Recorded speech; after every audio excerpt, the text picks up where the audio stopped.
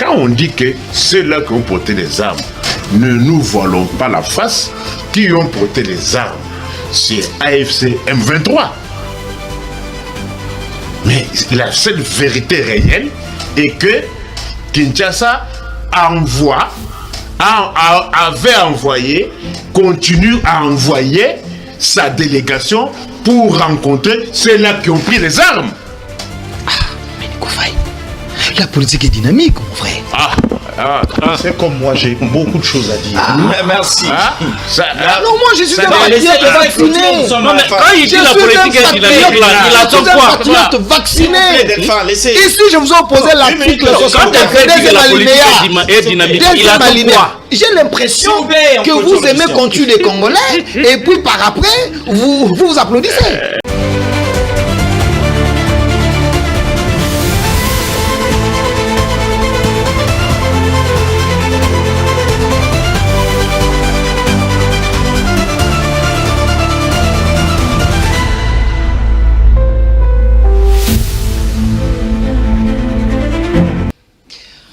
On en parle toujours en République démocratique du Congo, cette question de dialogue entre le politique, les idées semblent être différentes. Pourquoi? C'est qu'ils pensent qu'il faut dialoguer entre Congolais, mais ces Congolais qui devraient dialoguer, non pas ceux qui ont pris des armes.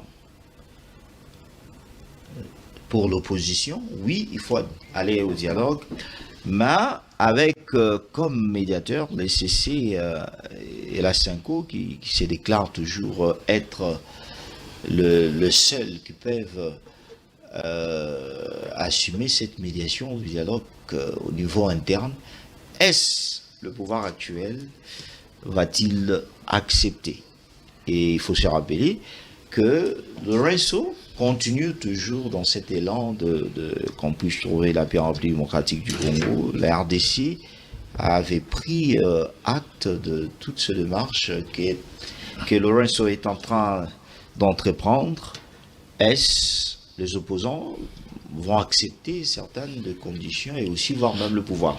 Merci, vous êtes nombreux à nous regarder de partout en République démocratique du Congo. Nous sommes sur 26 Presse. On commence avec Maïgardi Diana. Bienvenue. Merci, cher Tchamala, pour l'invitation. Salutations à mes co-débatteurs. Je vous laisse la primeur de le présenter et surtout à la grande masse des téléspectateurs de cette belle émission. Et je crois qu'on est là pour répondre sur les questions de la République. Alors, une question, on parlera un peu de contrôle de certains documents sur ce qui concerne le véhicule. Sur terrain, comment vous remarquez? On parlerait de l'indiscipline des agents recrutés et aussi certains Congolais qui n'arrivent pas à payer les documents. S'il faut faire l'exégèse de cette histoire-là, la vérité est dans le chef des décideurs. Cher Félix, avant de pouvoir prendre une quelconque mesure, il faut savoir tenir compte des différents paramètres. Je suis d'accord avec le gouverneur Daniel Bumba que Kinshasa est une ville où règne l'informel et surtout le désordre sur la route. Ça, c'est une évidence. Et qu'il faut une pédagogie. Mais la pédagogie doit tenir compte des autres facteurs, notamment le contexte sociétal et le contexte économique.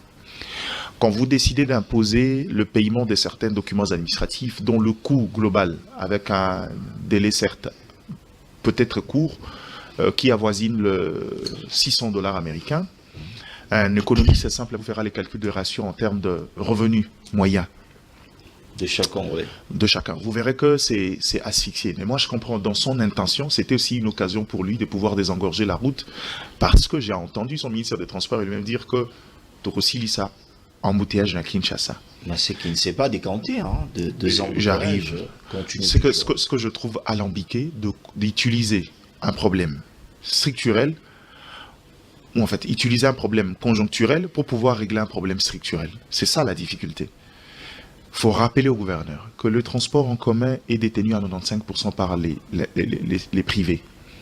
Et les privés, la plupart sont dans l'informel. Puisque c'est une question de survie et que des familles vivent de ça, ces $600, ils vont finir par le payer, ils seront tous sur la chaussée. À ces moments-là, il se retrouvera devant une réalité où l'État aura emmagasiné de ressources, mais n'aura pas résolu le problème d'embouteillage. Et je vais lui dire une vérité que les gens ne veulent pas lui dire.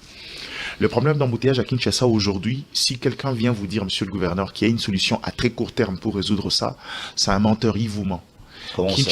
Il n'y a pas, c'est quoi? Dites-moi, c'est quoi la solution à court terme? Mais on a proposé ici, je pense, à un temps où de véhicules devraient marcher selon leurs plaques. Boumba, il a proposé, même le ministre des Transports, Jean-Pierre Mbemba.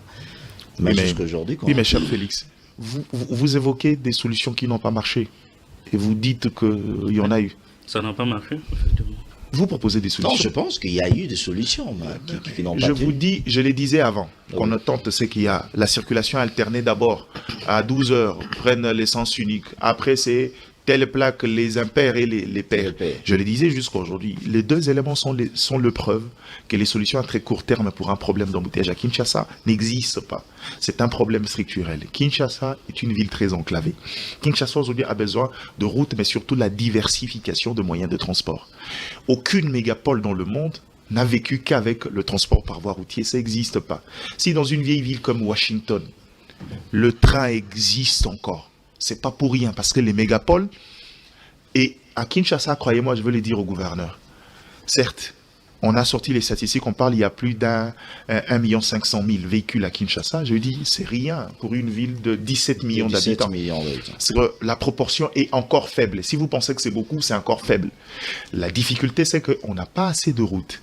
Les axes les plus fréquentés, je prends comme le boulevard Lumumba, qui est la seule voie pour relier les deux périphéries de la ville, et la seule voie par quoi on peut passer.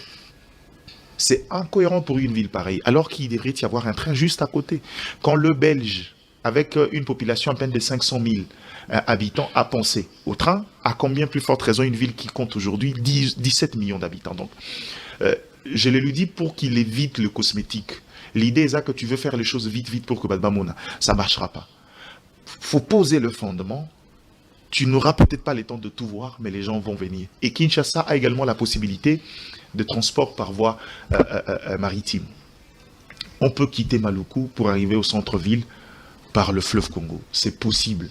Mais le problème, c'est que maintenant, est-ce qu'il faut redéfinir un modèle, parce que ce transport-là, ils ont voulu tenter le jour où le pont Njili a débordé, les transports à $200, pour quelqu'un qui est allé faire un marché avec les intérêts des 5 000 francs, c'est incohérent. Donc, on est dans un contexte où il faut bien réfléchir, il faut poser le fondement. Évitez-nous ce que vous appelez le choco. Les cosmétiques ne marcheront pas. Vos prédécesseurs ont fait le choco. Mais les clients devront aussi s'acheter des documents. Malgré que nos gouvernants devraient éviter les cosmétiques. Félix, je vous ai dit ici que le document, au niveau du secteur de transport, puisque c'est question de survie, les gens vont acheter. Et le côté privé, on finira par acheter parce que nous connaissons le Congolais, nous connaissons le souci, personne ne voudra avoir son véhicule rester là-bas. Ça, c'est pas un problème. Progressivement, par la dureté, les gens vont payer. Mais on aurait aimé voir que cette histoire-là se déroule de manière échelonnée. Le gouverneur aurait gagné en temps et en délai de paiement. Quand vous cumulez, vous créez, vous occasionnez un retard et vous dérangez même aux échéances. Et c'est ça la grande difficulté. Mais dans le fond, c'est qu'aujourd'hui, il doit aller dans les vraies politiques structurelles. Il doit éviter les cosmétiques. Il ne doit pas faire les choses pour plaire aux gens. Et je pense même que c'est ce qu'il fait. On nous a parlé ici de problèmes d'embellir, aller casser pour ceux qui ont construit anarchiquement. Ouais, me casser, c'est bien, mais après, vous faites quoi? Parce que quand vous allez casser, quand vous allez casser, il y a une conséquence. La conséquence, c'est quoi? Vous dérangez à l'économie ou encore vous dérangez à la survie de certaines familles. Est-ce que cette démarche-là, je vois, c'est le ministre de l'Environnement au niveau provincial. Aujourd'hui, on a vu s'affronter avec un militaire. Les Quinois disent on casse, on détruit nos maisons et après on fait quoi avec? Pour ceux qui sont vers les lisières ou les zones marécageuses, le problème c'est que c'est pour des raisons de sécurité. Vous ne pouvez pas être à une certaine distance, par exemple du fleuve, des eaux, parce que la montée des eaux, peut occasionner des catastrophes. par prévention, il est interdit. Il y a une dimension qu'il faut respecter. Ceux qui sont dans de voiries, par exemple, sur la grande route, ceux qui sont, par exemple, vers le train, il y a une distanciation qu'il faut respecter. À ces gens-là, c'est pas pour des raisons de faire quoi que ce soit, mais c'est pour faire respecter la norme des sociétés. Mais pour certains, on dit on va casser parce que vous avez mal géré, on va élargir la route et autres. Ça, à ces niveaux-là, il faut le savoir. D'abord, la première erreur, je l'ai toujours dit et je cesserai de le dire. Quelqu'un qui reçoit un titre foncier de la part de l'État, quelqu'un qui va cadastrer son espace de l'État, vous venez vous casser sans annuler l'acte formel qu'il a. Le jour où ce gouvernement passe, il va en contentieux, puisqu'il a tous les documents, il va battre l'État. C'est question de droit. Ouais. La première des règles, quand vous voulez casser, c'est qu'on commence par organiser un procès. Ceux qui ont conçu anarchiquement, l'État doit prouver et doit annuler le titre qu'il possède. Quand on annule les titres, c'est-à-dire l'État récupère sa propriété, et c'est-à-dire que l'État peut en disposer comme bon leur semble. Ceux-là seront définitivement, de manière exclusive, dépouillés de leurs droits. Ils sauront que prochainement, quand vous voulez acheter, il faut tenir compte de l'environnement. Mais quand vous laissez quelqu'un avec tous ces documents, vous venez vous casser, après vous partez. Non, ne vous en faites pas.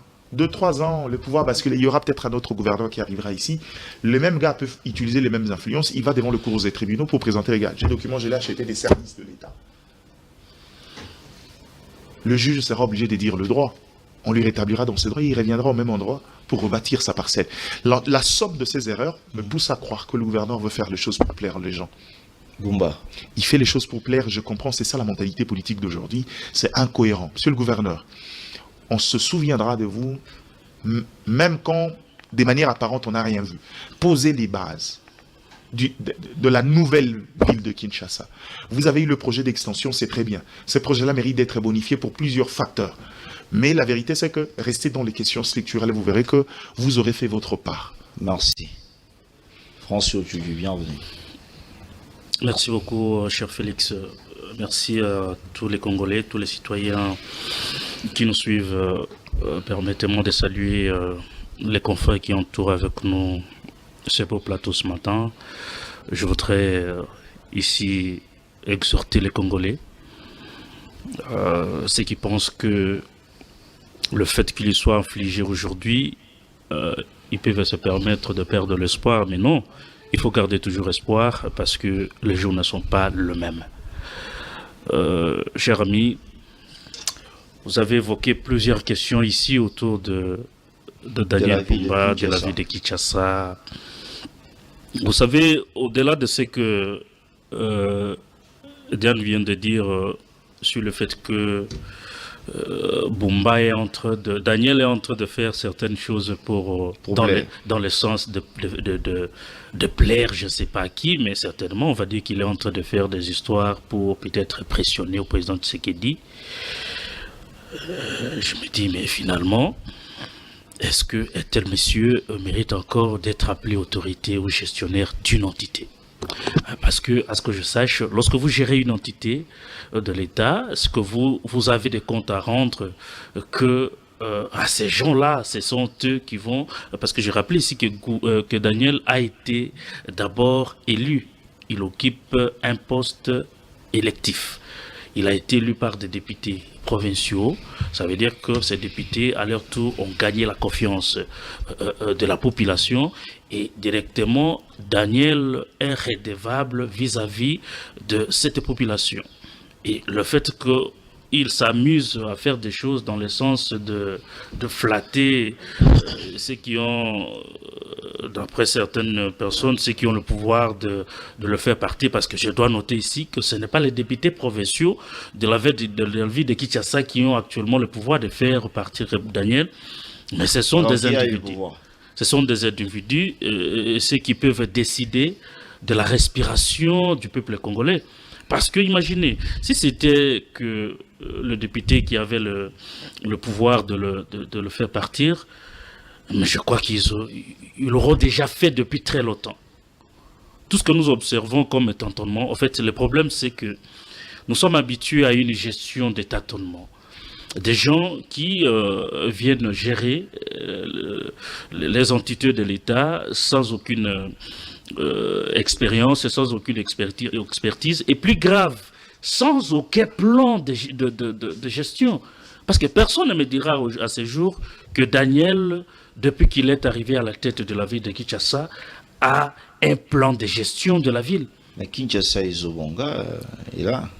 Non, je crois que les Congolais, les Kinois qui vous suivent, moi je suis convaincu que vous êtes très très très suivis. Je ne voudrais pas que les Kinois s'énervent quand vous dites Kinshasa et Zobonga. Est-ce que vous avez un seul aspect de la ville de Kinshasa ou Zobonga na Minchuru? Non, on a parlé... Il y a des routes en pleine construction. Hein. On a parlé des documents qu'il faut, 5 documents au total, qu'on a obligé aux Kinois de payer, et c'est au même moment. La fois dernière, j'avais soulevé le fait que l'on pouvait même demander qu'on paye 2 documents et le faire de manière progressive, graduelle. Ça pouvait faciliter la tâche aux Kinois. Et donc, parce que nous avons un monsieur qui, pour lui,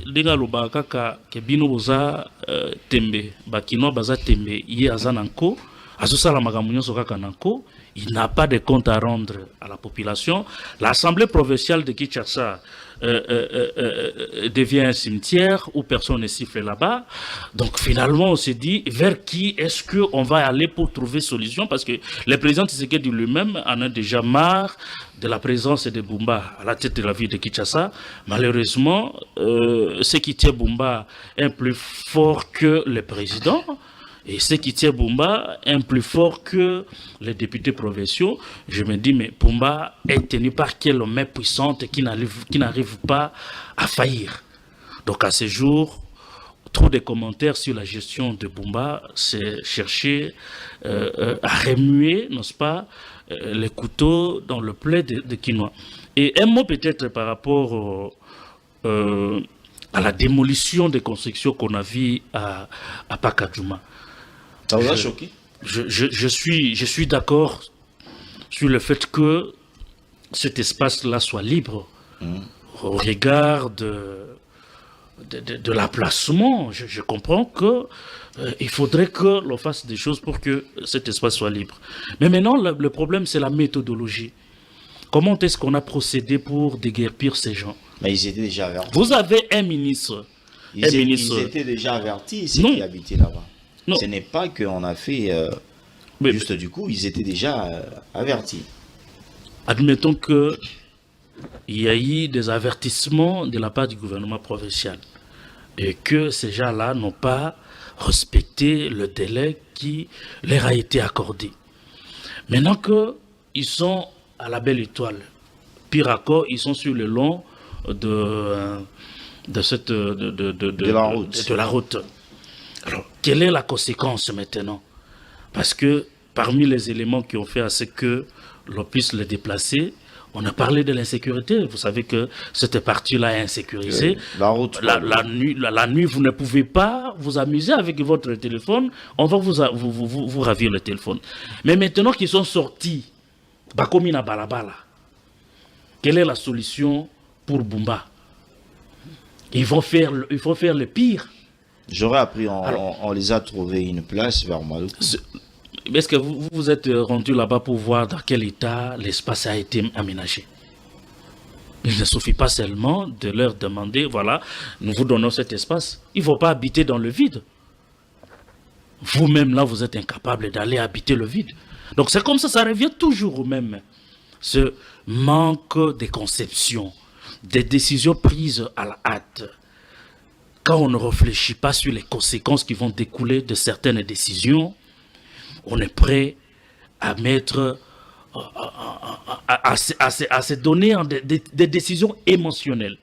Et c'est ce que Bumba est en train de... J'étais encore un peu curieux de voir qu'il y a un ministre, le ministre des constructions, le ministre des destructions. Vous voulez parler de qui? Léo Moulumba. Je crois que c'est son nom. Léo Moulumba. De l'environnement de Kinshasa. Non, il est le ministre des destructions, des constructions. Il n'a que... Est-ce que vraiment, dans cette ville, vous avez un ministre de l'assainissement de la ville? Comme vous voyez, c'est une ville polluée comme la ville de Kinshasa. Quelqu'un peut vous dire qu'on a un ministre qui s'occupe de l'assainissement, de l'environnement? Non. Donc, il a échoué dans l'environnement, il a échoué dans l'assainissement de la ville. Tout ce qu'il sait faire, c'est démolir les maisons des gens. Dans un pays de loi, il y a quand même, Diane l'a rappelé, il y a quand même des procédures pour arriver à démolir une maison. Ça, toutefois, oublier que c'est l'État qui a donné des documents complets à ces gens-là. Il y a eu des titres. Mais vous venez, parce que vous êtes ministre, parce que vous avez échoué dans l'assainissement, vous vous taxez quand même le luxe de laisser les Quinois vivre dans l'air. Et plus grave, je l'ai vu en train de donner des instructions pour qu'on arrête un colonel. Un capitaine. Un capitaine. Est-ce que c'est à un ministre provincial de l'environnement de donner l'ordre pour qu'on arrête un militaire? Mais la cour militaire, c'est quoi son rôle dans ce pays? Quand un civil, je vous dis ici qu'un ministre provincial reste un civil, c'est un civil. Il ne peut pas donner des instructions pour quel qu'en soit le degré de problème. Il y a des instances à habiliter, voilà, pour arriver à arrêter un militaire. Mais ici, vous avez un civil qui donne de l'ordre pour qu'on arrête sur les champs un militaire. Donc, Bomba, Léo Moulumba. Donc, c'est la même idéologie, les mêmes comportements. Les gens qui sont dans l'émotion, ils n'ont aucun respect de la loi. Encore faudrait-il se demander s'ils ont la maîtrise de la loi. Donc, c'est la jungle. Merci. Delphin Kassoum, bienvenue. Mon frère Tiamala, merci. Vous n'avez pas à dire, hein, parce que je vous ai bien écrire là. J'ai tellement de choses à dire, mais j'ai failli tomber quand mon aîné Diane avait pris la parole et la situation s'est encore aggravée quand Ochoudi a encore pris la parole. J'ai compris que... Qu'est-ce qu'ils ont dit mauvais? J'ai compris que sur ces plateaux, nous avons les gens qui ne veulent pas sensibiliser la population à respecter les lois de la République. Comme journaliste, j'aimerais éclairer l'opinion et les aider à comprendre qu'on ne peut pas intimider l'État. Je les ai suivis religieusement, mais ce qui m'a étonné, c'est que parmi eux, personne n'a brandi la loi. Ils se sont masturbés les têtes, mais à la fin, ils ont induit la population dans l'entêtement. Je prends l'article 62 de la Constitution. Ça dit quoi? L'article 62 de la Constitution dit ceci. Nul n'est censé ignorer la loi. Deuxième alinéa. Toute personne est tenue de respecter la Constitution et de se conformer aux lois de la République. Ça, c'est la Constitution, c'est la loi mère de la nation. Mon aîné Diane a dit sur ces plateaux que ces gens ont acheté. Ils ont les documents de l'État. L'État les a fait... il s'est encore enfoncé. Non, laissez-moi évoluer. Il s'est encore enfoncé en disant, même si ils ont acheté auprès du rail, auprès de l'eau, sans respecter les limites, mais l'État devrait quand même annuler leurs documents avant de les sanctionner. Parce que c'est l'État qui a vendu la place. Laissez-moi évoluer. L'État est au courant que c'est tout près de rail, près de eaux. Est-ce que... C'est l'État qui a vendu. C'est pour cela qu'il a dit, avant de démolir, l'État doit annuler... Est-ce que vous connaissez la définition de l'État? On vous écoute. Ok. Ici, attendez. Ici, j'ai suivi bien l'excellent gouverneur Daniel Mbumba. C'est encouragé, moi je l'encourage. Il a dit, il y a les agents de l'État qui ont comploté contre l'État, qui ont fait des mafias avec des Congolais de mauvaise qualité. pour tromper l'État et avoir les espaces de l'État de manière frauduleuse. Et ces gens doivent subir la rigueur de la loi. Parce que ici, la loi dit, nul n'est censé ignorer la loi. Mais vous achetez une parcelle auprès du rail. Mais vous voulez que l'État puisse venir respecter les documents que vous avez obtenus de manière frauduleuse avec un agent de l'État qui n'a pas respecté les lois. Non, je suis en train de réfléchir. Vous êtes un agent de l'État. Vous travaillez pour l'État. Mais vous faites un mafia pour donner un document de l'État à un individu. Maintenant, ces genres de documents, si nous avons 100 000 parcelles à Kinshasa, vous avez 90 000 parcelles à Kinshasa, ces parcelles n'ont pas suivi la procédure. Maintenant, ici, l'État a le monopole de la violence. Parce que vous êtes censé respecter les lois de la République. L'État voit que vous-même, vous savez qu'en étant à 5 mètres des rails, je ne peux pas construire. Mais vous n'êtes pas obligé de construire parce qu'il y a un agent de l'État qui vous donne un document de manière frauduleuse. Vous-même, vous devez faire l'autosanction congolais d'abord. Nous voulons que les choses changent.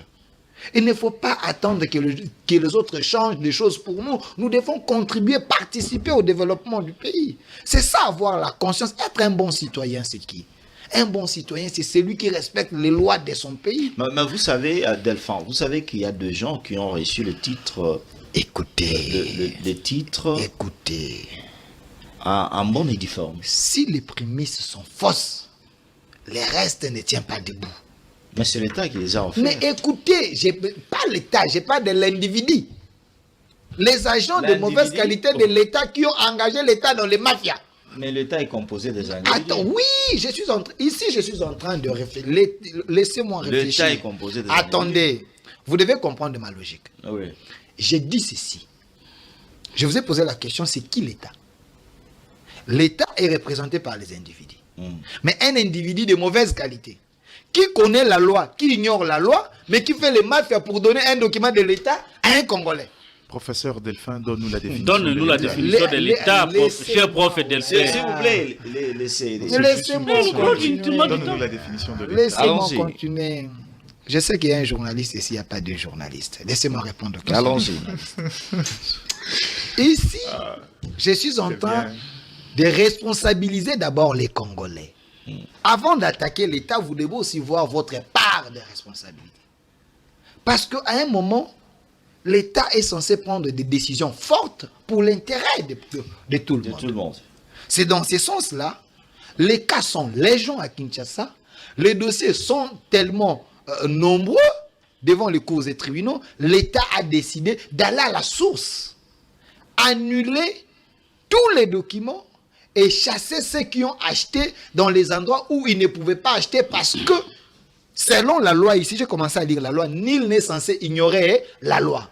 Parce que lorsqu'on vous appelle, on vous dit, ici, il y a 5 mètres avec le rail, 5 mètres avec le fleuve. Que dit la loi? La loi dit ça. Mais comment vous avez acheté? Vous tombez directement. Oh non, c'est l'agent de l'État qui m'avait donné, on avait mis les cachets. Non, vous avez travaillé avec des mafieux. L'État prend ses responsabilités. Parce que la loi existe. Avant d'acheter, on conseille des gens d'avoir les avocats. On conseille des gens d'avoir les gens qui s'y connaissent quand même dans les milieux pour vous prodiguer des conseils avant que vous puissiez sortir votre argent. C'est là où il y a le problème. Nous devons réformer l'État, refonder l'État, aider les Congolais à comprendre que nous devons participer dans le développement du pays. Autour dit animer d'un esprit de Kagame. Un esprit mauvais. Et il dit sur ces plateaux que là où Bumba détruit, Bumba n'a aucun plan. Je ne sais pas de quel plan lui cherche. Présentez-nous le plan de gestion de Bumba. Je suis en train de parler. J'étais calme, j'étais en train de noter. Cela ne veut pas dire que tout ce que vous étiez en train de dire, c'était une parole d'évangile. Vous avez menti ici, en fait. Il n'y a pas... Permettez, est-ce que vous êtes sûr que ça, c'est encore un débat, ça? Non, non. Il y a beaucoup attendez. trop d'invectives. Est-ce que tu Non, peux non. Il n'y a rien d'intéressant. Attendez. Parce qu'il n'y a rien d'intéressant dans tout ce qu'il dit. Sans Au tout invective. dit, j'ai dit ce qu'il a dit. Il est méchant, pourquoi il a Au donné tout une dit, réflexion? Je donne une réflexion avec à toute cohérence. Il est méchant. Méchant quoi? Je l'éprouve. Delphin dit. Delphin est allé chercher la loi pour dire nul n'est censé ignorer la loi. Je veux poser une question rhétorique, je sais qu'il ne va pas répondre. Quand il dit nul n'est censé ignorer la loi et il développe une aversion pour la réflexion, là où le militaire a construit à côté, il y a Jean-Pierre Bemba. On a cassé les militaires, on n'a pas cassé Jean-Pierre Bemba. Jean-Pierre Bemba, lui, ne sait pas ignorer la loi. Il ne sait pas respecter la loi. Nul n'est censé ignorer la loi. S'il pourra, dans son temps d'antenne, vous dire quelle est la loi qui autorise à quelqu'un, à un ministre de prendre des sens uniques sur la route. Si ça, c'est n'est pas ignorer la loi. Nul n'est censé ignorer la loi. Vous savez, je veux lui revenir parce que dans tout ce qu'il a dit, c'est pas ce que je lui ai dit. J'ai proposé des réflexions au gouverneur, mais il n'a pas compris. Je vais lui expliquer différemment ce que je dis. Il existe en matière de droit ce qu'on appelle le principe de l'acte contraire, qui émane de ce qu'on appelle le parallélisme de forme et des compétences.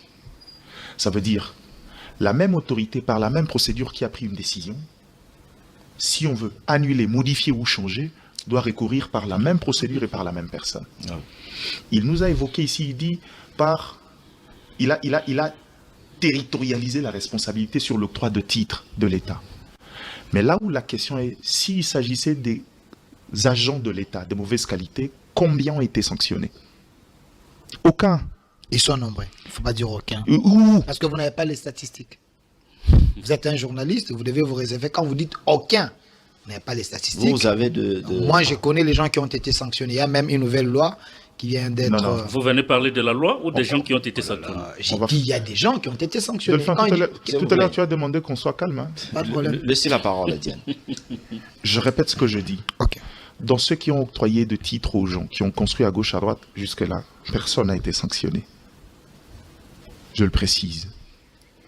Et j'étais le premier à dire, parce qu'ils sont entrés, je ne rentre pas dans les considérations de Pakadjouma, quand je lui ai dit, vers le rail, c'est pour des raisons, des précautions, l'État ne discute pas. Ceux qui sont dans les lisières, les zones à côté de l'eau, j'ai expliqué que le montée des eaux, c'est pour des raisons de sécurité. Là, il n'y a pas de débat. J'ai expliqué ceux qui se construisent sans respecter les dimensions au niveau de grandes artères, des routes. Là, il n'y a pas de discussion. Je le dis. Mais pas dans le contexte des gens qui sont dans des cités habitables, où les titres datent pour l'exemple du cas des pasteurs Godet que lui a évoqué, qui date depuis... si j'ai bonne mémoire, il m'a dit qu'il a acheté depuis les années 50. Vous comprenez?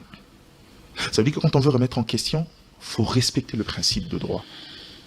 Et la meilleure façon d'aider les dirigeants, c'est de leur faire comprendre ça. Il ne faudra pas que le pouvoir leur monte. C'est un peu comme ce que vous venez de dire sur le ministre de l'Environnement.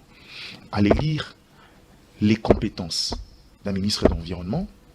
Vous verrez que ce qu'il est en train de faire sur le terrain, ce n'est pas lui.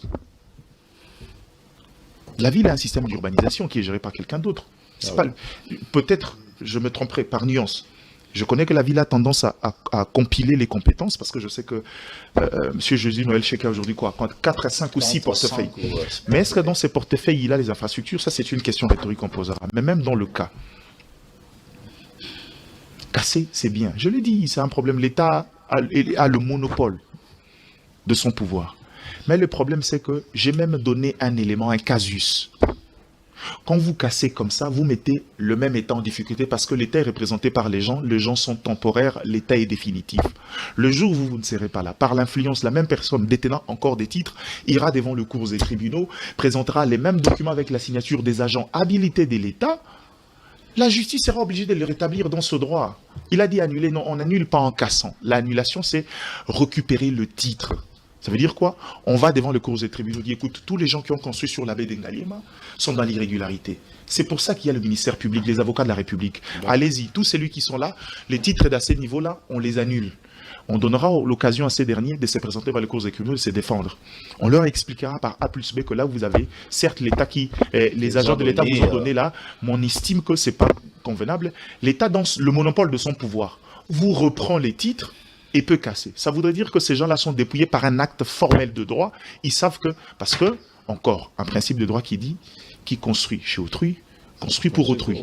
Puisqu'ils ont construit chez l'État, ils ont construit pour l'État. L'État aurait le pouvoir, tous les pleins pouvoirs, de reprendre ces titres-là parce qu'ils ont mal construit. C'est comme ça qu'on protège l'État, ce qui fait que quand le pouvoir passe, il y a un acte de droit qui transcende la dimension politique et des individus. Ça sont des basiques pour un État de droit. Ça n'appelle pas à un débat. Je suis d'accord que vous estimez que Daniel Bumba a fait quelque chose. Ok. On ne dira pas qu'il n'a pas fait quelque chose. Mais pour ce qu'il a fait, c'est insignifiant. Vous n'empêcherez pas aux autres de le critiquer, d'être absent sur les questions cruciales. Par exemple, la gestion des immondices seulement. Est-ce que pour ça, on a besoin de temps? On parle de Daniel Bumba, c'est le seul gouverneur que je connais depuis. L'État a donné de l'argent, 160 millions de dollars américains, pour l'aider à construire de routes. Qu'il en construise quelques-uns. Ok, il est le seul gouverneur. Je vais vous donner encore des chiffres, puisque c'est mon domaine. Je fais ce métier depuis 20 ans. Kinshasa a un réseau routier de 3600 km.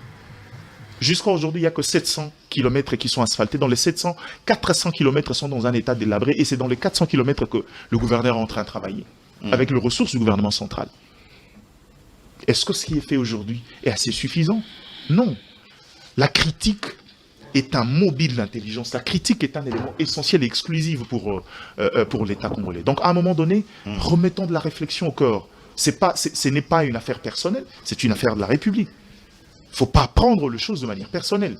Dites-nous ce que le gouverneur a fait de bien. Si Ochudi choisit de dire ce qu'il n'a pas fait, c'est pas de l'inimitié. Il ne faut pas... non plus de la méchanceté, comme il a dit. Il construit. Non, mais je viens de répéter, vous n'avez pas entendu. Sur le 700 km asphaltés, sur le réseau de 3600 km, seuls 400 étaient dans un état délabré. Et que le gouverneur aujourd'hui est en train d'aménager, il n'y a pas que là, je peux vous citer. Si vous arrivez après Mandarinier, l'avenue juste vers l'ambassade de la Belgique, ils sont en train de réhabiliter. On voit quelques chantiers à gauche, à droite, dans le centre-ville et quelques cités. Ça, c'est pas le problème. La critique n'a jamais été une question personnelle, sauf si aussi la personne le fait avec la mauvaise foi, mais je ne l'ai pas senti ici. Donc, en gros, revenons au bon sens, un débat, relever le débat. Et donc, à ce niveau-là, je crois que j'ai été assez clair et assez précis et assez très technique pour ne pas y revenir. Revenons sur la question du dialogue. Aujourd'hui, le dialogue, j'ai toujours dit et je répète, je suis de ceux qui estiment que le dialogue dans le contexte congolais est un mécanisme de gestion. On est un État mosaïque avec autant de considérations. Le dialogue en soi n'a jamais été un problème. Le problème du dialogue dans le contexte congolais, c'est l'entendement des différents acteurs. Tout le monde aujourd'hui parle de dialogue. Le chef de l'État s'est montré déjà ouvert pour le dialogue. Ok, tant mieux. La question, c'est pourquoi? Est-ce que vous avez... Je crois que la question fondamentale, c'est la nécessité d'un dialogue. Aujourd'hui, on vit une crise... D'abord sécuritaire, parce que je suis de ceux qui estiment que je ne crois pas à la crise politique, parce que pour moi, la définition de la crise politique, c'est une crise qui touche au bon fonctionnement des institutions. Dès lors qu'on ne s'est pas dérangé aux institutions, je ne le considère pas. Quelqu'un me dira, non, ça c'est la crise institutionnelle. Oui, je crois que, comment vous définissez une crise politique si il n'y a pas un problème qui touche aux institutions et qui ne dérange pas la légitimité des institutions? C'est ça, les deux grandes difficultés pour moi. Certes, aujourd'hui, les facteurs de gouvernance peuvent engendrer des tensions en interne. Par exemple, le mouvement, la contestation de citoyens vers un régime est une question de crise politique. Mais juste, en ce que je sache, jusqu'aujourd'hui, en dehors des divergences de politique, je n'ai pas vu une manifestation assez flagrante de la population pour parler d'une crise politique. On est dans ces contextes-là. Moi, j'aimerais encore que quelqu'un qui aura peut-être des avis un peu plus poussés me convainc sur la crise politique. Mais il y a une crise sécuritaire qui a des ramifications d'ordre politique. Ça veut dire qu'il y a une catégorie des politiques qui ont décidé de prendre cette fois les armes, qui ont mis la République en mal. Mais je vais également rappeler encore une fois de plus, si la nécessité... Mais pour ceux qui pensent que vous parlez qu'il n'y a pas la crise politique, il y a ceux qui pensent qu'il y a crise politique parce que les élections ont été mal organisées pendant 7 jours, il y a une mauvaise gouvernance, pour eux... Ils n'arrivent pas à dire en vérité. Vous revenez sur ce que j'ai déjà dit. Je crois qu'aujourd'hui, les facteurs que moi je trouverais plausibles aujourd'hui, c'est les facteurs de gouvernance. Et cela doit engendrer une tension ou une contestation du régime par les citoyens. Je ne l'ai pas encore peut-être vu de manière de masse, mais ça reste, cet argument-là reste plausible. Sur la question des élections, je crois que cette question est déjà révolue. Parce qu'après les élections, il y a un contentieux. On n'y reviendra pas dessus. Mais maintenant, le problème, c'est que vous parlez de la nécessité du dialogue. Aujourd'hui, on est en face d'une situation sécuritaire qui, à mon sens, a des ramifications d'ordre politique parce que la guerre autrefois, qui était une guerre d'agression, connaît dans sa chaîne des ramifications. Certains Congolais sont intervenus dans la chaîne pour congoliser un peu avec certaines revendications. Je parlais des cas de AFC Nanga. Maintenant, la question c'est, si aujourd'hui on arrive au dialogue, le dialogue devient également un indicateur de l'inefficacité des institutions. Parce que si on était à même de résoudre ce problème-là de sécurité militairement, on ne serait pas arrivé aux questions du dialogue. Si on en arrivera au dialogue pour discuter, pour résoudre un problème sécuritaire, ça voudra dire ici que le dialogue devient révélateur de l'inefficacité institutionnelle à ces niveaux-là. Dans la gestion de l'intégrité de l'espace territorial. À ces niveaux-là, est-ce que vous posez la question de la nécessité, l'opportunité? S'il faut préserver la vie d'un Congolais, je ne vois pas. Mais la question c'est, pour combien de temps? Quel est le format du dialogue? On discute de quoi? Quelle est la feuille de route? Et quelle est la nature des interlocuteurs?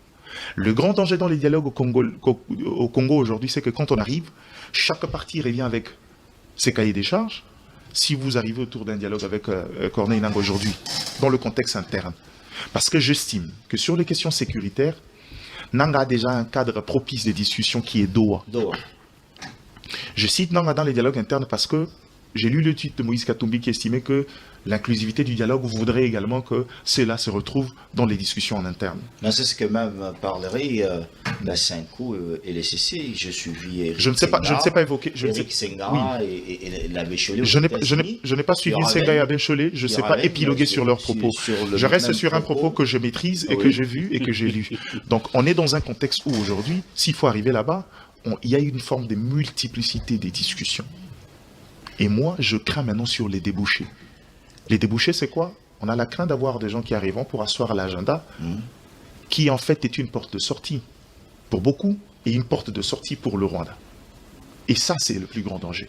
Moi, je n'ai un problème contre les dialogues, mais définissons un dialogue clair avec qui et comment on va le discuter. Parce que dans mon entendement, le dialogue voulu en interne était un dialogue pour recréer une cohésion, mais également revenir sur les quelques éléments. Parce qu'il ne faut pas oublier, le pouvoir a prêté le béquille avec les débats sur le changement de la Constitution. Certains se sont agrippés et estimés que c'est un élément, un fait des gouvernances qui peut créer une forme d'implosion et décider d'anticiper le fait. Maintenant, s'il y a dialogue à ce niveau-là, c'est soit clarifier sur le respect de l'ordre constitutionnel pour certains, mais aussi trouver un compromis en interne avec le politique pour éviter une crise.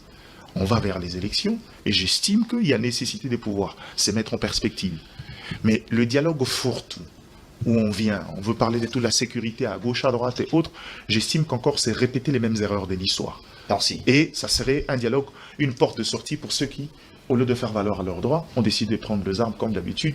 C'est ramener les choses en arrière. François Soudi, comment vous pensez Maïgardidian clair, lorsqu'on veut un dialogue, quel genre de cas de charge qu'on ira avec, on y va pour faire quoi? Est-ce que c'est pour répéter les mêmes erreurs ou c'est pour trouver la paix en République démocratique? Alors, je vais répondre à votre question, mais permettez-moi de revenir sur les embris créés par Delphi Kasongo sur ce plateau. J'ai l'impression qu'il ne changera jamais. Il restera toujours en dehors de ce qui est important. Il ne prête jamais oreille à ce qu'on dit ici, parce que déjà, avant de se réveiller, il a ses propres idées à lui, et c'est en fonction de ça qu'il participait dans des plateaux de débat. Vous corrigez une erreur par une autre erreur. J'avance. Je voudrais tout simplement rappeler, vous avez suivi ici, Delphi a été incapable de donner le plan de gestion de Daniel Bumba. Il a tout dit, sauf nous présenter un plan de gestion. Ça veut dire que les tâtonnements qu'on est en train de dénoncer, que je dénonce ici, est réel. Et Bumba ne fera rien parce qu'il n'a aucun plan, il n'a pas été préparé pour gérer une ville comme Kinshasa. Ça, c'est un premier élément. Le deuxième élément, je dois rappeler à Delphi Kasongo que dans le ministre Moulumba, Léon, dans ses responsabilités, il a la propreté, l'embellissement de la ville de Kinshasa. À ce jour, peut-on dire que la ville de Kinshasa est embellie ou la ville est propre? Des questions simples comme ça. Donc vous avez toute la réponse. Au lieu de prendre beaucoup de minutes à expliquer l'inexplicable, répondez tout justement à des questions réelles. Il a dans sa charge l'embellissement et la propreté de la ville. Il n'a pas seulement la démolition des maisons. Léo Moulumba n'a pas seulement la démolition des maisons comme mission parmi autant de missions qu'il a. Il a l'embellissement et la propreté de la ville. Delphin peut dire au Kina aujourd'hui que la ville est propre. Ou Léo Moulumba a embelli la ville de Kinshasa. Donc arrêtez de divaguer sur des choses qui ont trouvé des réponses. Un élément. Delphin, vous avez tenté d'expliquer la notion de l'État. Malheureusement, vous n'avez aucune maîtrise sur la notion de l'État. Ne savez-vous pas, Delphin Kassongo, que la première responsabilité de l'État vis-à-vis de ses citoyens, c'est d'abord de respecter, protéger, promouvoir les droits de l'homme tout en garantissant la sécurité. Et quand on délocalise le paisible citoyen, quelle qu'en soit la gravité, l'État n'a pas pris et que l'État n'arrive pas à prendre en compte sa responsabilité de garantir l'aspect sécuritaire, social de ces gens-là. On ne peut pas interpeller l'État. Vous n'avez pas l'idée, ça ne vous vient pas à l'esprit de vous rendre à l'évidence que l'État reste une personne morale, mais toujours représentée par des personnes physiques. Et lorsque une personne physique représentant l'État commet un acte, comment allez-vous dissocier l'État et son délégué? Parce qu'ici, vous ne voulez pas qu'on parle du délégué. Vous voulez qu'on qualifie ces gens-là. Non, écoutez, laissez-nous parler. Faut pas... Non, quand il parle de choses infondées ici, vous lui laissez tout le temps. Et maintenant qu'on vient remettre les choses dans le rail, vous voulez nous presser pour qu'on soit embrayé de la même chose. Non, arrêtez avec ce genre de comportement. Il a voulu qu'on puisse dissocier un délégué de l'État. Le délégué, je crois que c'est un représentant de l'État. Et quand un représentant, quand quelqu'un pose des actes au nom de l'État, et quelqu'un vient ici nous dire que l'État n'a aucune responsabilité dans ça, au point de nous dire ici que c'était Congolais de mauvaise qualité. Mais Congolais de mauvaise qualité qui a représenté légalement l'État congolais parce qu'il en avait la possibilité, il en avait l'autorisation. Dans l'hypothèse où ces gens-là ont posé des actes contraires à la loi, combien ont été interpellés? Diane vous a posé cette question. Et lorsque ces gens-là ne sont pas interpellés, bien qu'ayant la posture du représentant de l'État dans certaines entités pour poser des actes, et qui ne sont pas interpellés, la responsabilité viendra sur qui? Ce n'est pas l'État. Et ici, vous démontrez sans honte, comme si l'État n'a rien dans tout ce qui est en train d'être fait, l'État est un innocent, l'État n'a rien à voir. Je vous rappelle que l'État est représenté par ces gens, et si ces gens-là ont posé des actes contraires à la loi, l'État doit les interpeller. Et vous montez ici que vous avez des statistiques comme quoi il y a des gens qui sont interpellés. Qui est interpellé depuis que cette histoire a commencé? Depuis que l'octroi illégal des titres a commencé dans ce pays, combien on a interpellé? Arrêtez de mentir. Merci. Alors, je reviens par rapport au dialogue. Et donc, je demanderai tout simplement à Delphin Kassongo qu'il y a des questions d'intérêt général. Les considérations partisanes, parce qu'on est proche de telles, on peut les faire lorsqu'on blague. Mais lorsqu'on touche à des questions d'État, des questions sensibles qui touchent à la vie des Congolais, épargnez-nous les considérations partisanes et le fanatisme. Je crois que c'est très clair. Il vous reste 2 minutes. Les dialogues. Je crois que Diane a dit beaucoup de choses, mais moi je voudrais quand même fonder quelque chose. Je fonde ma réflexion sur la position du président Tshisekedi par rapport au dialogue. Quand le président vous dit que pour lui, les dialogues, oui, mais pas avec une catégorie de personnes, de ceux qui ont tué, de ceux qui ont touché aux armes. Donc ici, le président Tshisekedi se met en posture de Sébastien, qui est le sélectionneur de l'équipe nationale. Donc le président ici, lui, sélectionne qui prendra part au dialogue et qui ne prendra pas part. Alors, dans l'hypothèse où le président aurait raison de décider sur les personnes qui pourraient prendre part à ce dialogue, c'est-à-dire que dans la pensée du président Tshisekedi, il n'y a que Fayoulou, il y a Kabunda, Sisanga. Donc c'est ce groupe-là qui va dialoguer avec le président Tshisekedi. Mais à ce que je sache... On a évoqué, Diane l'a dit, on a déjà Doha. Vous allez me relancer, les questions de me laisser terminer avec cette réflexion. On a déjà Doha. Oui. Question de terminer avec cette réflexion. Si le président arrive à dialoguer seulement avec les groupes dont je viens de citer certains ici, en mettant de côté ce qu'il qualifie de tueurs, moi je pense que le dialogue n'a plus sa raison d'être, non? Parce que dans le contexte actuel, les dialogues, à moins que je me trompe, mais les dialogues, c'est par rapport à la question sécuritaire.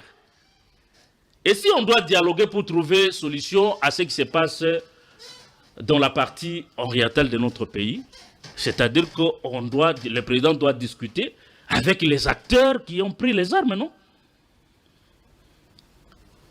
Le contraire nous amènera à redéfinir les objectifs du dialogue avec Fayoulou, Kabundu et les autres, étant donné qu'ils ne sont pas acteurs à la crise sécuritaire.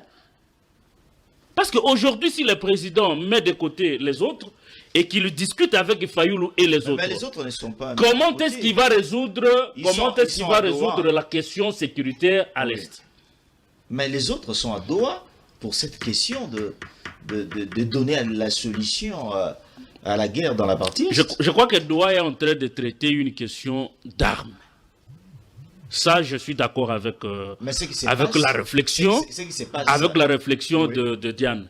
Mais ici, parce que Diane l'a rappelé, lui-même, il est revenu pour dire que c'est une crise sécuritaire, bien sûr, mais qui a des brèches politiques. Ça veut dire que lorsqu'on va terminer avec Doha, essentiellement sur des questions d'armes, cela ne peut pas empêcher qu'on revienne sur le plan interne pour régler les brèches, c'est ce qu'il a appelé brèches politiques. Ce qui fait qu'eux aussi doivent prendre part au dialogue au niveau interne. Parce que je ne vois pas qu'est-ce que Fayoulou va résoudre comme problème actuel en discutant avec Tshisekedi sur le plan sécuritaire. Quel apport il va amener? Dans ce cas, restons à Doha. Alors, pour carrément, on tourne dos au dialogue. Alors, dans ces cas, on tourne dos au dialogue. Et que le président nous rassure, n'est-ce pas, au peuple de Goma, Bukavu, de Minembwe, quand il reste à Doha, il va trouver des solutions. Et défendre ces gens. C'est cette manière que vous voulez que le pays se développe. Et puis autour d'ici, nous dit, parmi les job descriptions du ministre, le Moulumba, c'est l'assainissement, la propriété, ainsi de suite. Qui vous a dit qu'il ne fait pas ces tâches? Mais non, laissez-moi évoluer. Notez quelque part ça. Qui vous a dit qu'il ne fait pas ces tâches? Maintenant, ici, la question autour de qui vous devriez vous poser avant de demander au gouvernement ou au gouverneur Bumba de faire leur part, il fallait vous poser aussi la question comme un citoyen congolais, un bon citoyen. Un bon citoyen, c'est celui qui paye ses taxes. Vous, autour de vous êtes un locataire. Mais il y a la loi sur les revenus locatifs. Il ne faut pas revenir sur ça. Mais vous ne payez pas. Il ne faut pas revenir sur ça. Mais autour de lui, c'est un mauvais citoyen. Il ne paye pas. Allons-y au débat. Mais il demande à l'État de faire sa part. Vous connaissez apparemment. Non, j'ai dit, il ne paye pas. Non, il affirme des choses comme ça autour de sur tu la ne place payes publique. pas. Si j'ai mal, allez me porter plainte. Tu ne payes pas, je te connais. Allons-y au débat, Delphin Casson. Et tu n'es pas le seul. Il y a plusieurs Congolais qui ne payent pas. Mais posez-vous la question, parce que mon aîné, Diana, que j'apprécie beaucoup, il dit ici que le gouvernement central a donné plus de 160 millions de dollars pour appuyer à Bumba, pour appuyer. Mais est-ce que c'est mauvais qu'on puisse aider la ville à faire mieux? Parce que si vous voulez que Kinshasa se développe, Kinshasa a 4 districts, est-ce que vous êtes posé la question sur le budget de Kinshasa? C'est 1 milliard. 1 milliard quelque chose. On peut développer cette ville ici avec 1 milliard. C'est pas ce qu'on... Donc, non. Donc, il faut trouver des moyens. Si le gouvernement central donne 160... Oh, il dit 160. Il est en train de minimiser 160 millions de dollars. Je peux lui Écoutez, faire un autre calcul très rapidement sur la taxe 160 de millions moto. pour un grand Kinshasa, la dimension de certains pays. Est-ce que vous connaissez... S'il vous plaît. Est-ce que vous connaissez combien La ville de fait comme Kinshasa fait comme recette chaque jour? Attendez. Vous devez être la personne la mieux placée de nous dire qu'il y a eu des gouverneurs qui ont fait endetter la ville et ils ont réglé leurs problèmes dans leur parti politique. André Kimbuta et Gentini Ngobila, rappelez-vous. Donc, Bumba, c'est un héritier des malheurs de ces gouverneurs. Mais non, aujourd'hui, c'est le gouvernement central qui l'aide. Avec 1 milliard. Mais pourquoi on ne n'arrive peut pas à aider d'autres gouverneurs? Mais écoutez, parce que ces gens étaient de mauvaise qualité. Aujourd'hui, le gouvernement central a trouvé que Bumba est sérieux. Et oui. Il contredit les chefs de l'État. Mais oui, là, il contredit les chefs de l'État. Attendez. J'ai l'impression, s'il vous plaît, attendez, j'ai l'impression que vous pensez que les chefs de l'État n'aiment pas qu'on puisse le contredire. Le chef de l'État vient d'un parti où il y a la contradiction. Non, j'ai apprécié. Moi, j'ai assisté à un débat, chef de l'État avec son candidat, un candidat à la présidence du parti, Paul Chilumbu. Ils ont engagé un débat. C'est un vrai débatteur. On a juste apprécié la contradiction entre les chefs La de l'État et contradiction toi. entre Delphin et le président du Tshisekedi. Non, c'est ça qu'on a apprécié. Sur ces points-là, je peux m'opposer au chef de l'État. Nous savons le Je m'assume. Le président dit Non, s'il vous plaît, je m'assume, je peux m'opposer au chef de l'État parce que ici, j'ai dit quoi? Vous savez, les gens qui font des discours pour les chefs de l'État, ils peuvent aussi être animés de mauvaise foi. Ils n'ont pas fait l'autopsie de la ville. Non, mais le président lui-même doit... Le président lui-même doit être animé alors de la mauvaise foi. Attendez, je suis en train d'analyser. Oui. Je suis en train d'analyser. Ici, je peux également ne pas être d'accord sur certaines choses avec le chef d'État, même s'il fait plusieurs choses que j'estime que c'est bon. Merci. Mais, allons au débat, s'il vous plaît. Je suis un Congolais vacciné. Par rapport à cette question de la ville, j'estime que la ville de Kinshasa ne peut pas se développer. Le président n'a pas fait l'autopsie de la ville en affirmant que Goumba ne fait pas bien son travail. Il n'a pas parlé du président. Ici, j'analyse, j'ai dit ceci. Il a parlé de ceux qui ont fait les discours. Ceux qui ont fait ces discours-là. Est-ce que vous savez qu'il y a des coopérants auprès du chef? Attendez, est-ce que vous savez qu'il y a des coopérants auprès du chef? Est-ce que vous savez qu'il y a des mauvais collaborateurs? Écoutez, qui te s'intéresse, ce n'est pas fait pour toi. Au débat, s'il vous plaît. Mais quand je parle, vous êtes agité pourquoi? Ici, je m'assume comme un Congolais de bonne qualité. Il me reste 2 minutes. Et j'ai le droit de dire que Kinshasa ne peut pas se développer avec 1 milliard. Même si Bumba est magicien, il ne peut pas. Donc, vous les Congolais, vous devez payer vos taxes comme des bons citoyens pour que la ville ait des moyens du développement. Vous ne voulez pas qu'on vous dise des vérités pour moi? 2 minutes.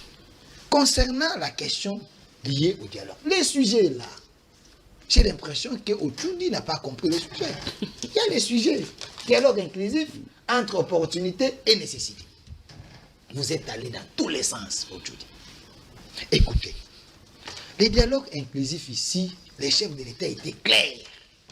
Il a dit, je veux bien qu'il y ait un dialogue inclusif, mais pas avec les seigneurs de guerre, les assassins. Les dialogues ne peut pas être un blanchiment judiciaire, mon frère Ochoudi.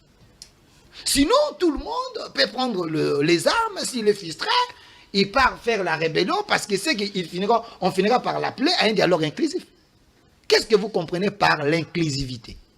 L'inclusivité veut dire prendre les tueurs, prendre les assassins, prendre les criminels, ceux qui ont énervé les lois internationaux et les lois de la République, les amener dans un dialogue et les morts alors.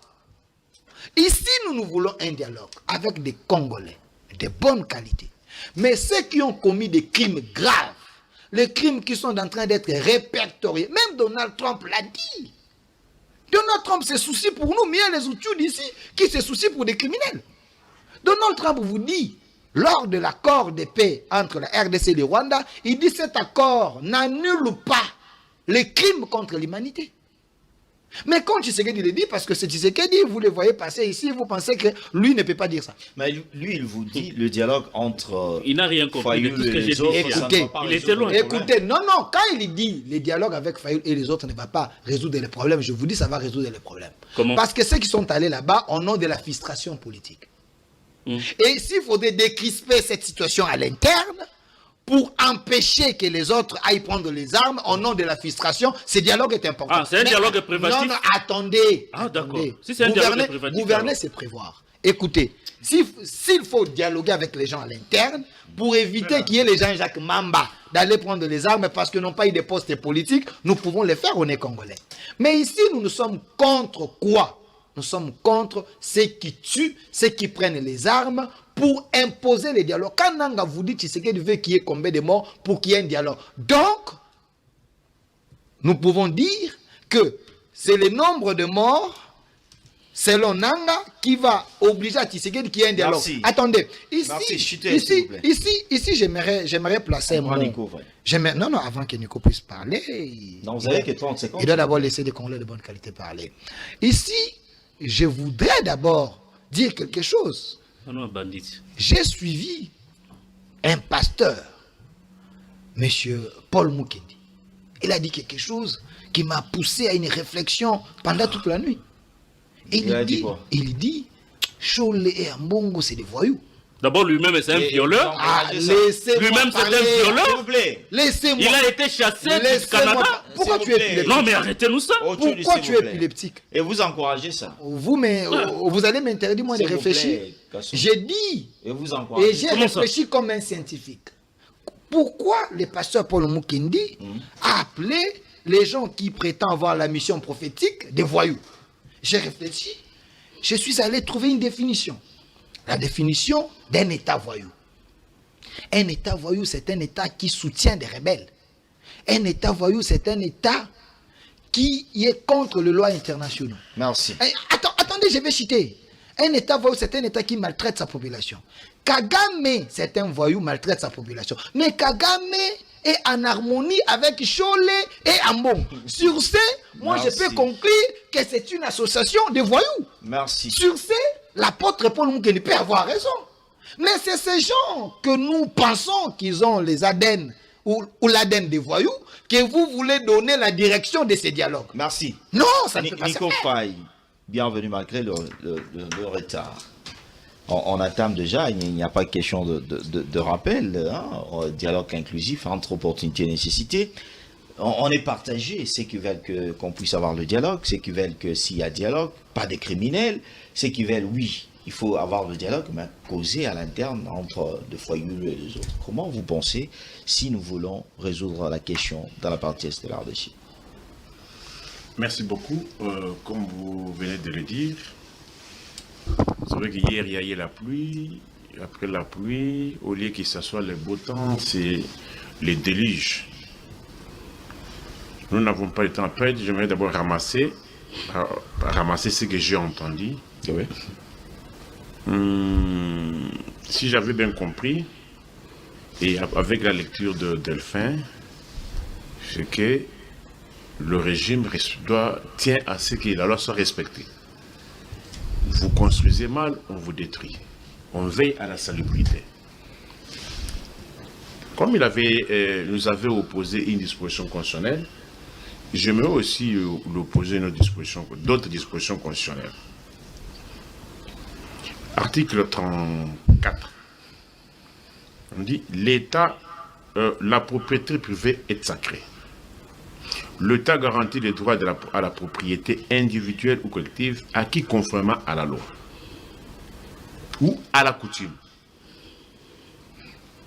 Lorsque l'État détruit, là où les Congolais ont des titres, l'État a-t-il respecté la loi?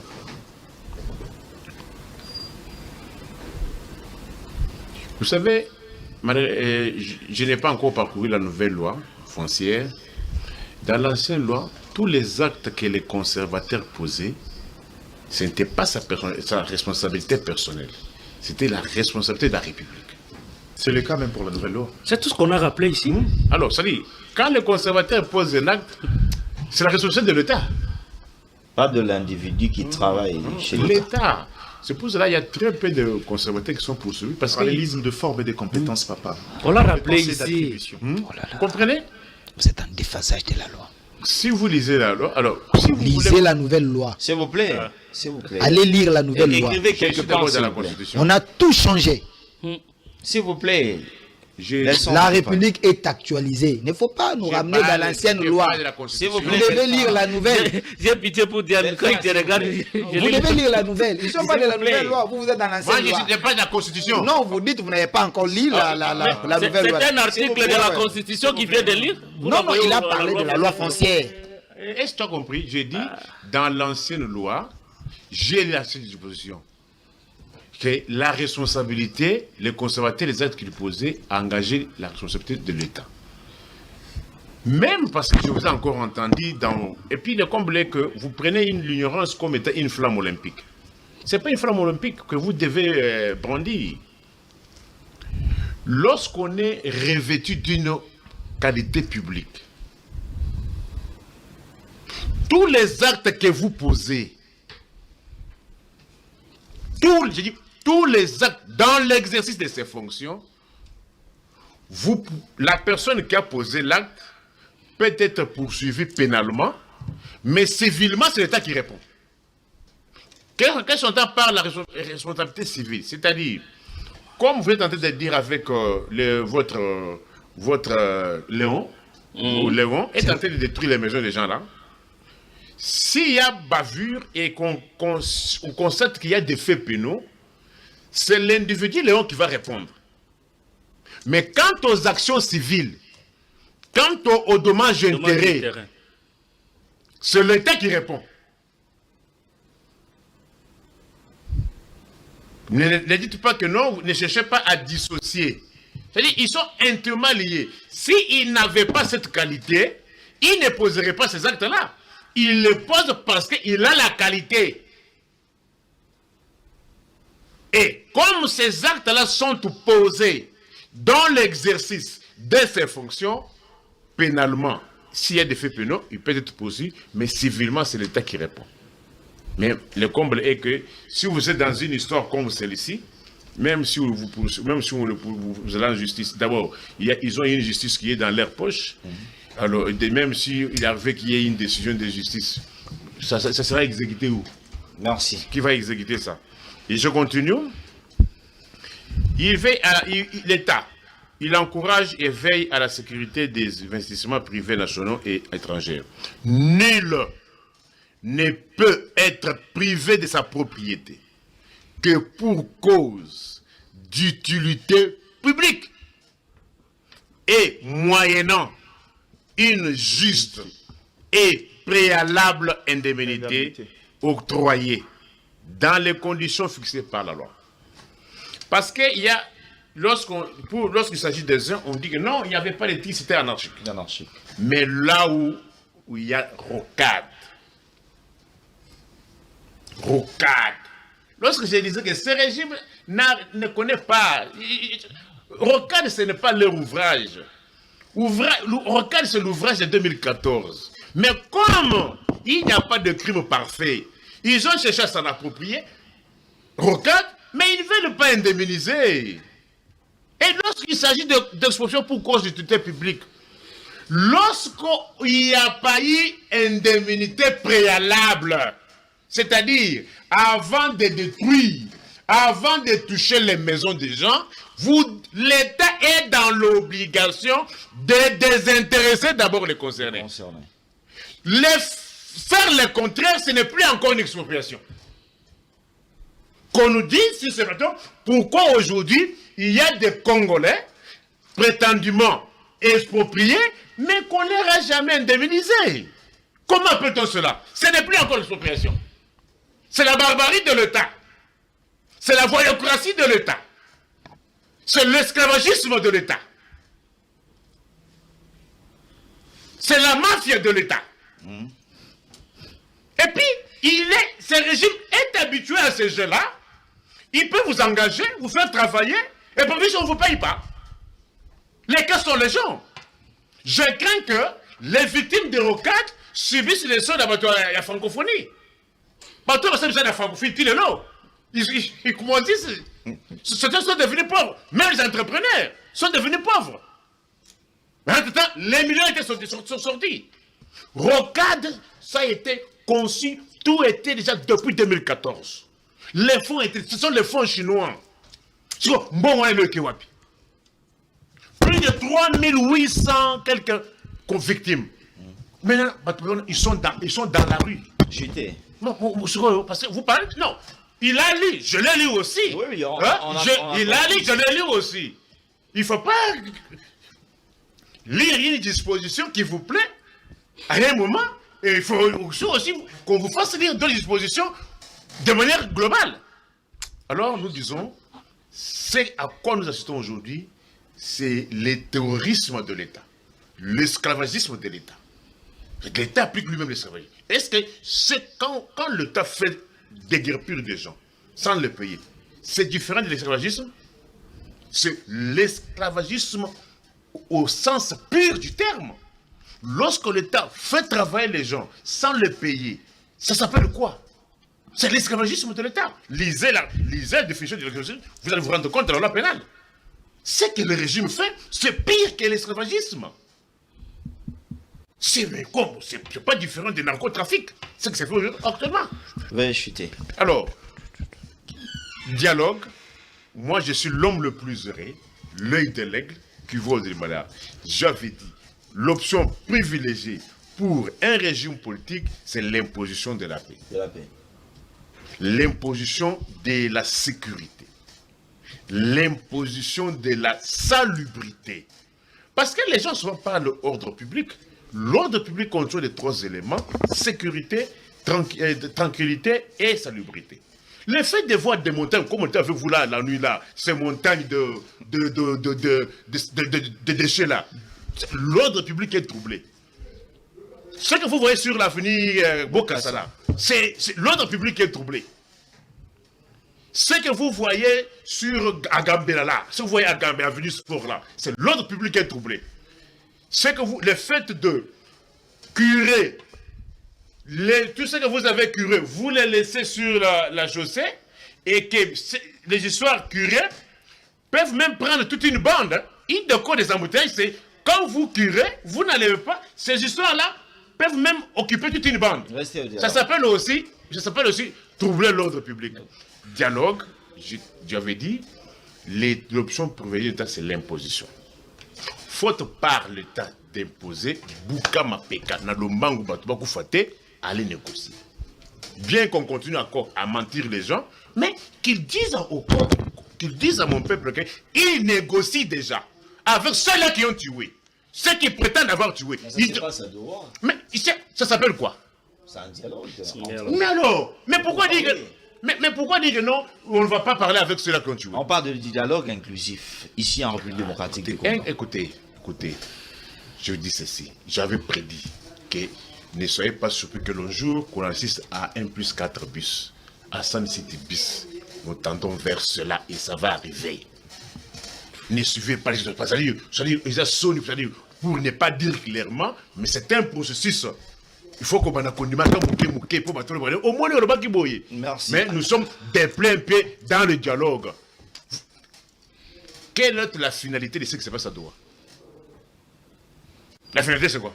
C'est pour trouver la paix dans la partie. La finalité, c'est que bon, c'est là qui trouver la paix. Oui, après, c'est là qui occupe le territoire occupé là. Ils vont aller où? Ils sont chez eux, ils vont aller où?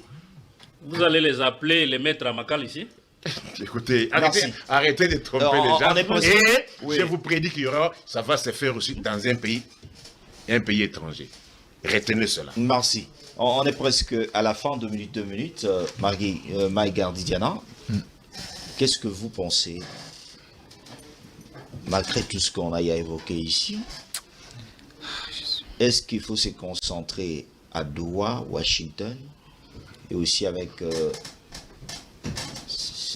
des démarches qu'on voit ces derniers temps avec Lorenzo, ou revenir au pays? ne faut pas lier l'ensemble de processus. La démarche entamée avec le réseau, qui est la coordination de différentes initiatives, est la résultante de l'accord de Washington, autant que Doha. Il ne faut pas les lier avec l'initiative d'un dialogue en interne. Pourquoi je le dis ? À Washington, il y a eu 4 protocoles d'accord. On va enlever un protocole qui est une forme de bilatéralisme sur la sécurité. Il y a eu les cadres d'intégration économique et régionale.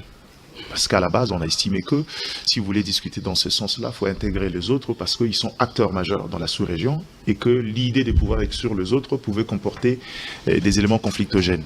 Ça ne sert à rien aujourd'hui de discuter avec le Rwanda qui veut piller, qui veut de ressources de la RDC et laisser les autres en marge et que demain ça soit l'Ouganda qui revienne, après ça sera le Burundi et la Tanzanie, ainsi de suite. Donc à ce niveau-là, Lorenzo est dans une forme de coordination des différentes initiatives qui émanent de l'accord de Washington. Cependant, la discussion interne, c'est là où je vous ai dit. Le problème, c'est que la finalité n'est pas encore très bien définie. Moi, particulièrement, je ne suis pas contre le dialogue, mais la question, c'est... Mais comment on n'a pas encore discuté on doit déjà justifier la finalité au moment où ils ne sont pas entrés en discussion. Donc, pour vous, on va commencer par discuter d'abord pour savoir la finalité. C'est ça vraiment la politique, c'est-à-dire aller à tâtons. Et puis c'est pas ça. Mais ils vous disent qu'il y a déjà des problèmes bien définis. Non, mais les problèmes définis, qui sont ces problèmes? Jusqu'à preuve du contraire, on se mettrait tous d'accord sur la crise sécuritaire. Les ramifications, les orientations politiques, je vous ai dit, je ne considère pas encore comme étant une crise. J'ai été clair sur cette question-là. Ce qui justifie une crise politique partent sur des faits de gouvernance, encore que ça doit atteindre une proportion sociale où il y a eu une rupture entre le régime et les citoyens. On parlerait également de questions de frustration en interne. Je n'estime pas que ce sont forcément des choses de l'ordre d'engendrer une crise politique aussi prépondérante, mais dans le fond, c'est qu'il y a une question sécuritaire. Et la question sécuritaire, je vous ai dit aujourd'hui, Kinshasa a privilégié l'option diplomatique, mais aussi parce que l'option militaire avait montré ses limites dès le départ. Faudra se dire la vérité. Et qu'on est dans un contexte où, certes, dans le côté diplomatique, un travail énorme a été fait, un très bon travail d'ailleurs, mais après, même dans le plus grand conflit au monde, on finit autour d'une table, mais chaque État doit être en mesure de pouvoir riposter militairement. Donc, ici maintenant, la grande question, c'est qu'on veut dialoguer en interne, alors qu'il y a déjà une dynamique et une coordination de dialogue. Les dialogues internes répondent à quel besoin? Merci. C'est la question à laquelle, le jour où on répond à cette question-là, on saura savoir également, on pourra nous anticiper sur l'analyse du format, sur le terme des références et sur les finalités. Je sais que maintenant il y a un dialogue selon les entendements. Le chef de l'État s'est montré ouvert au dialogue, mais il a son entendement sur le dialogue. Les acteurs politiques, les opposants particulièrement, ont leur entendement sur le dialogue. Et donc à ce niveau-là, dans cette croisée de chemin, nous, en tant qu'opposition, en tant qu'analyste, on veut savoir qu'il a fini. Parce que si c'est pour des raisons sécuritaires, je doute fort qu'un dialogue avec Martin Fayulu et Moïse Katumbi puisse mettre fin à la question sécuritaire. Merci. Voilà. Otudi, 2 minutes. Je crois qu'on ne va pas revenir sur... non, pas de livre. Clôturer l'émission, s'il vous plaît. Sur ce qui a été dit, je crois que la question de dialogue aujourd'hui divise. Je réitère mon propos en disant que le format du dialogue interne tel que voulu par le président Tshisekedi ne vaut pas la peine. Je le répète ici, parce que les acteurs à la crise actuelle, et bien entendu la crise sécuritaire, sont connus. Et j'aimerais que le président Tshisekedi puisse reconsidérer sa position, rester à Doha et discuter avec Nanga, et trouver des solutions si jamais il y tient à ce que ceux qui ont touché aux armes soient sanctionnés, parce qu'à un moment donné, j'ai tenté de réfléchir sur le fait que après Doha, parmi les résolutions, le président va imposer, après les négociations, Nanga va venir à Kinshasa et on va l'enfermer au niveau de Makala. Donc vous voyez un peu une telle chose s'est passée. Donc, il faut que le président reste à Doha, qu'il trouve des solutions. S'il imagine, s'il se dit qu'il ne va pas négocier au niveau interne avec ceux qui ont touché aux armes, je l'encourage à bannir, à enlever l'idée d'un dialogue au niveau interne et qu'il prenne des dispositions, en tout cas, parce que là, ça dure. Il y a des gens qui sont à l'Est et qui souffrent. Si le président, dans sa logique, dans son pensée, il pense qu'avec Doha, ça suffit, qu'il s'écarte de l'idée du dialogue au niveau interne Merci. et n'est pas associé... Tu dis, il y a eu une pression internationale sur lui pour ce dialogue-là. Il ne faudra pas croire qu'il a aussi une certaine liberté. Ouais, voilà, c'est Il y a ça une aussi. forme Alors, de pression. ça, c'est très important. Et donc, je crois que c'est clair. Mais comme c'est mon dernier propos, je voudrais que vous m'accordiez 2 secondes pour saluer quelqu'un, parce que le bien fait, quelqu'un qui fait bien son travail, messieurs. Vous ne voulez pas qu'on parle des gens qui font bien le travail? Au début, Non, non, j'ai conclu, c'est dans mes minutes. Je voulais saluer les savoir-faire. Je voulais ici saluer les savoir-faire de Maître Trésor Mamba. J'ai eu un entretien et des images de ce qu'il est en train de faire au niveau du Lualaba comme travail. Nous sommes journalistes, nous sommes appelés à encourager là où il faut encourager et pas tout rejeter comme les autres le font. Je dois saluer ce que Maître Trésor Mamba est en train de faire au niveau du Lualaba, dans le secteur surtout minier, parce qu'il est le directeur provincial de l'antifraude. Le travail a produit des faits positifs par rapport à l'encadrement des creuseurs. Et ici, je profite pour saluer aussi l'inauguration du cathédrale de Kolwezi qui sera inaugurée. D'ailleurs, ça aura lieu le dimanche. Ça, ce sont des actions, je suis chrétien. J'apprécie l'acte posé par Fifi Masuka dans ce sens. Merci. Le gouvernement construit des cathédrales maintenant. D'être fin à Kassongo. Alors, Je n'ai pas dit que c'est le gouvernement. J'ai parlé d'un individu. Je C'est pense un individu que- qui a construit. Okay. Je pense qu'aujourd'hui, 2 minutes, hein, s'il vous vous plaît. avez mérité quand même des félicitations parce que je dérange personne.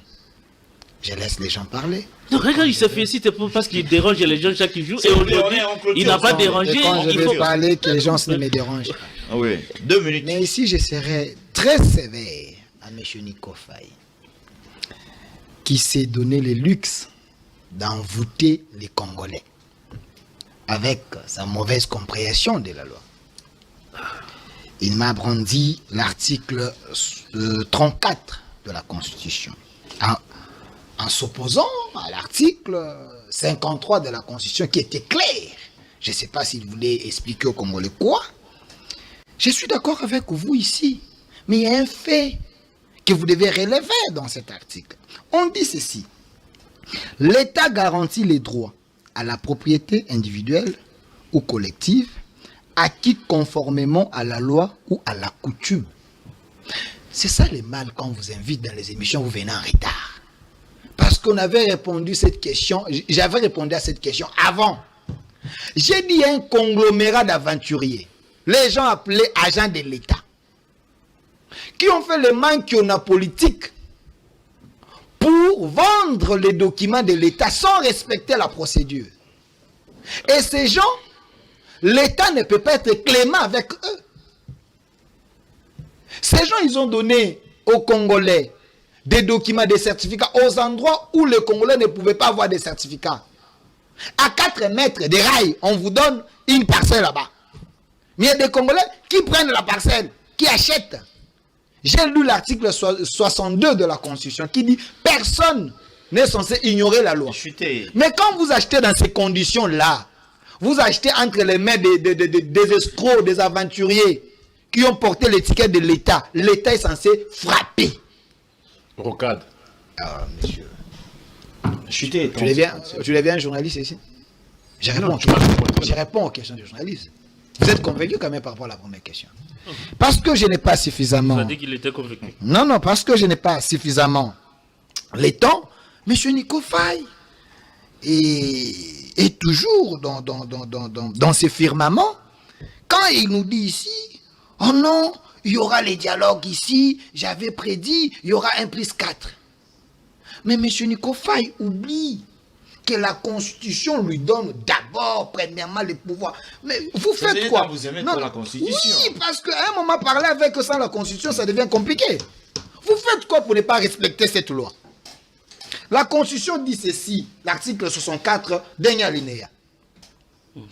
Toute tentative de renversement du régime constitutionnellement constitue une infraction imprescriptible contre la nation, l'État, elle est punie conformément à la loi. Mais ces gens que nous disons que c'est des rebelles, c'est des voyous, premièrement, vous devez d'abord les condamner par rapport à cet alinéa 64 de la Constitution. Deuxième. Non, s'il vous plaît. Non, c'est terminé. Parce qu'il fait allusion à ce qui se passe à Doha. Laissez-moi donner la ligne. Laissez-moi donner la ligne. Ce qui se passe à Doha, ce n'est pas les dialogues. C'est une discussion circoncis avec les objectifs précis. La preuve, s'il vous plaît. La preuve, attendez. Mais c'est quoi les dialogues? C'est quoi une discussion d'abord? Écoutez, les dialogues, c'est une discussion étendue. Avec vous répétez discussion? Écoutez, discussion existe dans les dialogues, mais j'ai dit ce qui se passe à Doha. J'ai dit c'est concis.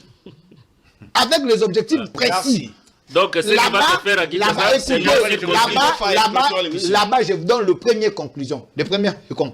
On avait dit, tout le pouvoir revient entre les mains du régime constitutionnellement établi, le régime Tshisekedi, qui va traiter les cas des rebelles au cas par cas. On n'a pas dit que les rebelles devaient traiter les cas des soldats congolais. Pour dire c'est précis. Et puis là-bas, on n'a pas mis à côté les sanctions, on n'a pas blanchi les crimes judiciaires, les crimes contre Doha, les crimes contre l'humanité, les crimes contre... Donc ces gens seront punis. Si vous pensez que Nanga viendra ici pour prendre part au dialogue, ça c'est votre affaire. Merci. Nico Faye, clôture l'émission. 2 minutes. Bon, d'abord, j'attendais qu'il commence par dire que ceux-là qui mentaient aux gens qui ne vont pas parler avec ceux-là qui ont porté les armes et qui continuent à mentir, doivent demander pardon.